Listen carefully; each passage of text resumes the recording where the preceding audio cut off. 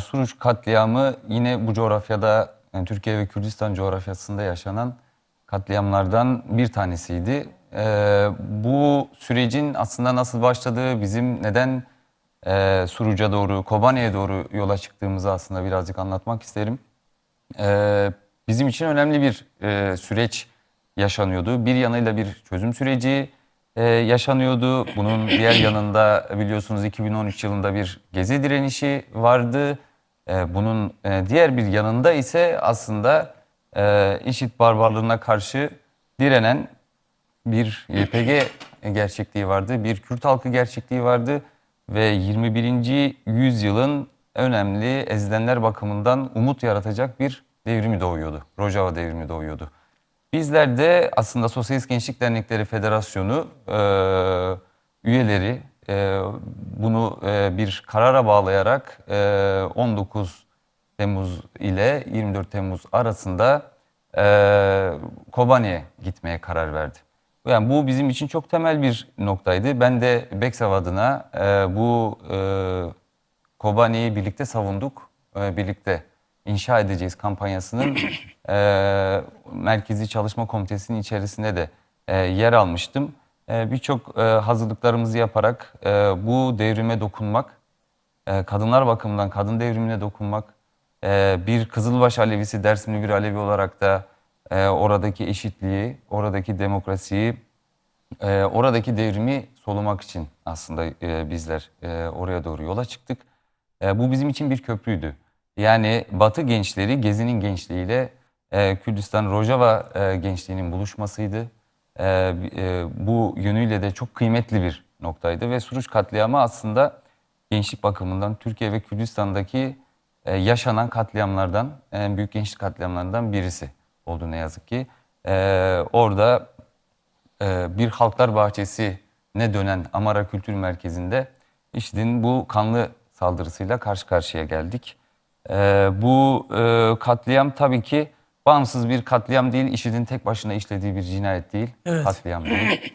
Bu katliamın arkasında MİT'le, devletle işbirliği tuttuğuna dair birçok nokta avukatlar tarafından da aslında daha sonrasında başlayan Suruç'un adalet mücadelesi sürecinin içerisine sokulmaya, mahkeme sürecine dahil edilmeye çalışıldı.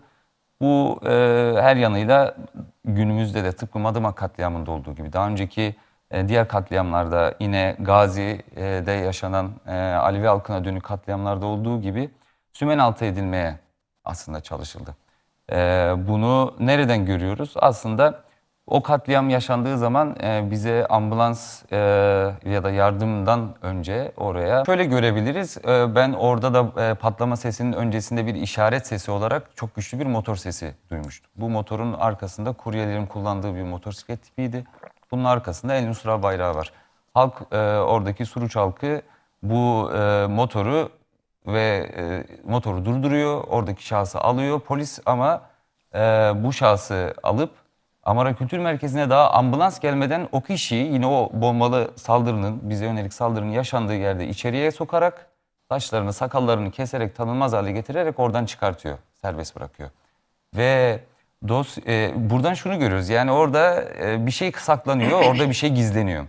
Keza yine ilerleyen süreçlerde başlayan dava sürecinde 18 ay boyunca dosyaya gizlilik kararı konularak aslında dosyaya iyileşmemiz, bu dosyanın arkasında kimler var, bu katliamın arkasında kimler var bunu görmemiz engellenmeye çalışılıyor. Tıpkı diğer katliamlarda olduğu gibi, tıpkı Madımak katliamında da keza olduğu gibi. Devamı gelen süreçlerde şimdi şunu görüyoruz. Şimdi biz devamında Suruç için adalet, herkes için adalet kampanyasına başladık. Yani ama bu kampanya sadece Suruç için değil. Aynı zamanda Sivas için adalet, herkes için adalet. Ya da Hande Kader için adalet, herkes için adalet dedik. Yani bu coğrafyada her türlü sömürüye, baskıya, zulme, her türlü haksızlığa uğrayanlar için adalet kampanyasına bir yanıyla çevirdik. Yani bu çünkü hem Aleviler bakımından hem bu coğrafyada yaşayan birçok belki de dili unutulmak üzere olan birçok halkı, birçok kesimi bir arada bir adalet mücadelesinin içerisinin bir parçası yapmaya çalıştık. Ama tabii biz şunları görmüş olduk. Herhangi bir kamu çalışanı ya da Yani bu meseleyle devletle ilişkili olan hiç kimse bu dosyanın içerisine konulmaz. Sadece bir kişi, o da Suruç Emniyet Müdürü'nü bu meselenin içerisine dahil edip 12 ay taksitle 7.500 TL para cezası vererek yani bu kişiyi oradan şey yaptılar ve 3 sanıklı daha doğrusu aranır 2 sanık ve aynı zamanda bir tane sanığın üzerine dosyayı yıkarak ona da müebbet hapis cezası vererek o kişi de Yakup Şahin isimli birisi dosyayı kapatmaya çalışıyorlar. Şimdi Aleviler bu Türkiye ve Kürdistan toplumu bakımından çok önemli bir halk. Çok ilerici, demokrat, gerçekten bu coğrafya bakımından ve mücadele bakımından da önemli öznellerden bir tanesi. Bu sebeple de hep aynı zamanda hedef oldu. Şimdi bir barış ve barışın hakkı ve altını doldurmak için bu tarz katliamların aydınlatılması gerçekten çok önemli bir yerde duruyor. Yani çünkü görüyorsunuz hocam mesela belli bazı durumların altını özellikle çizmek istedi. Yaşanan katliamların ve bu katliamların arkasındaki ilişki biçimlerinin açığa çıkartılması meselesinin, burayla yüzleşmenin ne kadar önemli olduğunu açığa çıkarttı. Şimdi biz katliamlardan bahsediyoruz ama bir yanında da bu katliamların aslında planlayanları, birebir uygulayanları zamanla serbest bırakılıyorlar. Ve mesela son süreçte 2 Hizbullah üyesi serbest bırakılıyor. Yani süreç ve sürecin gerçekten kazanımlarla sonuçlanması, yürümesi ve gerçekten barışa yani bu toplumun, bu halkın aç olduğu bu barışa ulaşması tabii ki adalet mücadelesinin güçlü kılınması. Aynı zamanda bu durum için beklemek de değil. Bu süreçte aynı zamanda adalet mücadelesini yürütmek, bunu sokakta, Madımak'ta her zaman olduğu gibi, Suruç aileleri bakımından Halit Ağa'da olduğu gibi, Cumartesi anneleri bakımından, kayıp anneleri bakımından da Galatasaray Meydanı'nda her hafta bulunup direndikleri gibi adaleti ve barışı aramalı. Bunun mücadelesini yükseltmeliyiz. Yani bu Barış ve Demokratik Toplum Projesi kapsamında mesela devletin Alevileri şekillendirmeye yönelik faaliyetleri ısrarla sürdürülüyor. Bir kere bunların geri çekilmesi lazım. Yani Alevi Bektaşi Cemevi Başkanlığı üzerinde bir Alevi tanımı yapılmaya çalışılıyor. Devlete bağlı bir Alevi yapılanması oluşturmaya çalışılıyor. Aleviler uzun süredir buna karşı tutum aldıkları halde bu yönde Alevilerin taleplerini dikkate alan bir gelişme olmuyor bu konularda. Yani Barış ve Demokratik Toplum Projesi'nin Alevilerin taleplerinin de karşılanabileceği gerçekliği üzerinde bakıldığında Alevilerin sürece daha etkili, daha güçlü bir katkı sunmaları gerekir tabii. Sizce? Yani bir yanıyla gerekir tabii ki. Şimdi şöyle görmek lazım. Ben şimdi Dersimli bir Alevi olarak şunu görüyorum. Şunu düşünüyorum, tartışıyorum. Şimdi Dersim'de bir cemevi var ama bu cemevini biliyorsunuz oranın yönetimi ele geçiriliyor ve devlet kendi Alevisini yaratmaya çalışıyor. Kendi politikaları noktasında hareket ediyor. Ama bir eşit yurttaşlık talebi var ortada Alevilerin. Bu talebe dair bir şey ortaya koymuyor. Bugün diğer yanıyla baktığımızda sonuçta cemevleri bugün bir tane ibadethane statüsünde yer almıyor. Yani şimdi bu gibi birçok nokta zorunlu din dersleri hala yani bir tane temel bir mesele olarak önümüzde duruyor. Şimdi bu süreç bakımından yani bu süreçte toplumun her kesimini düşündüğümüzde yani tüm bu coğrafyanın ezilenlerinin aslında mücadele etmesi, yani direnmesi, bir araya gelmesi, birleşik mücadele çok temel bir mesele yani burada. Yani ben Aleviyim ve kendi meselelerimle uğraşırım, bununla ilgilenirim dememek lazım. Ben Kürdüm, Türk halkının sorunlarıyla ya da işçi sınıfının sorunlarıyla ilgilenmek zorunda değilim dememeliyiz, diyemeyiz. Zaten Rojava örneğini bahsettik. Yani bizim neden Suruç'a gittiğimiz, nasıl orada olduğumuz, orası nasıl bir halklar bahçesine, nasıl inançlar bahçesine dönüşmüştü. Bundan da bahsettik.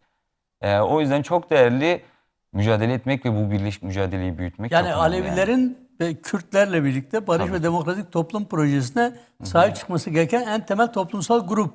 Tabii ki. Yani bu talepleri tabii ki sahiplenmek ve yürümek lazım. Ama bunun gerçekten mücadelesini de vermek lazım. Yani izleyici bir pozisyonda değil, seyirci bir pozisyonda değil.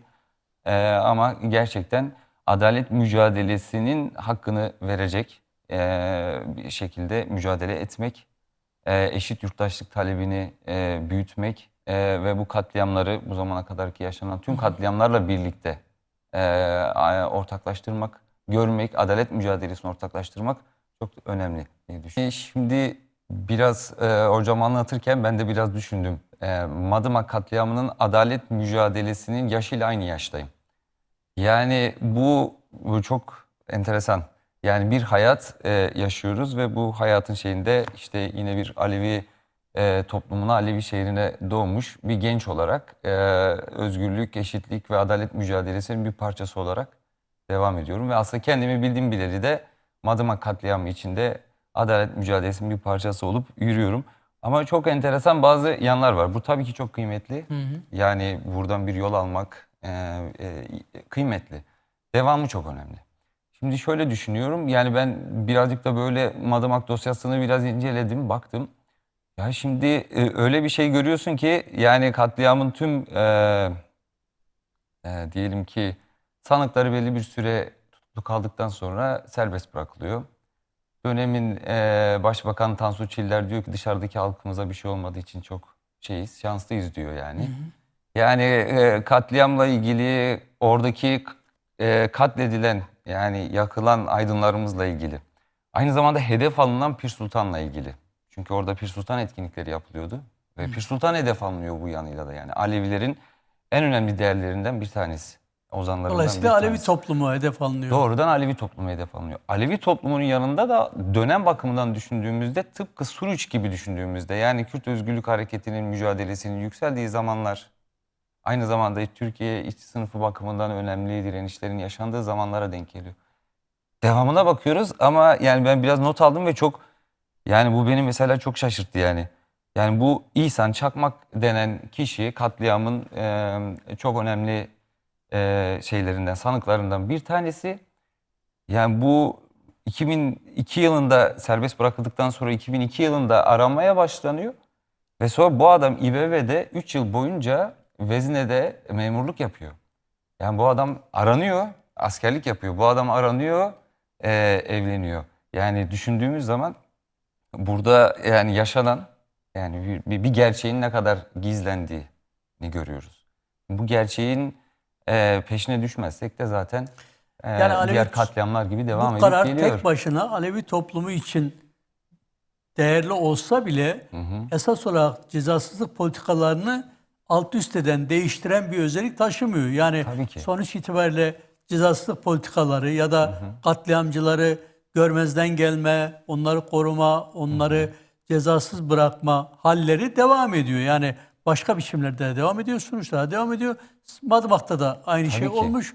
Ama yine de bu karar önemli bir karar. Bu kararın evet buyurun Tabii ki, devam tabii edin. ki önemli bir karar. Yani şimdi Temel Kahramanoğlu çıkıp konuşmalı mesela. Nasıl Davutoğlu çıkıp dediyse o süreçle ilgili eğer konuşursam yer yerinden oynar, insanlar gün yüzüne çıkamaz dedi. Bizim de avukatlarımız bunu mahkemeye sundular ama mahkeme bunu kabul etmedi. Gerçekten yüzleşelim. Bu adımın da devamını getirelim o zaman. Davutoğlu çıksın Suruç katliamının arka planını, her şeyini açıklasın. Gerçekten yüzleşelim. Bu halk da, bu ezilen halklar da, Aleviler de, bu katliamlara maruz kalmış halkımız da desin ki evet ve yürüyelim. Ama bütün bunlar da Barış ve Demokratik Toplum Projesi'nde tartışılan kapsamlı bir demokratikleşme süreci gerektiriyor. Yani bütün bunların masaya yatırılıp tek tek değerlendirilmesi, tartışılması, hesabının görülmesi, sorumluların yargılanması kapsamlı bir demokratik mücadeleyi, demokratik gelişmeyi Barış ve Demokratik Projesi, Toplum Projesi'nin gerçekten başarılı bir şekilde sürece hakim olmasıyla mümkün olabilir diye düşünüyoruz. Tabii Son ki. söyleyeceklerinizi alalım. Tabii ki yani mücadele etmemiz, bu sürecin halkların istediği gibi sonuçlanması için mücadele etmek, bu bizim seçeneklerimizden, en önemli seçeneklerimizden bir tanesi. Umarız ki katliamlarla dolu geçen bu tarihe bir son verilir ve özgürlük, eşitlik yeşerir ve büyür.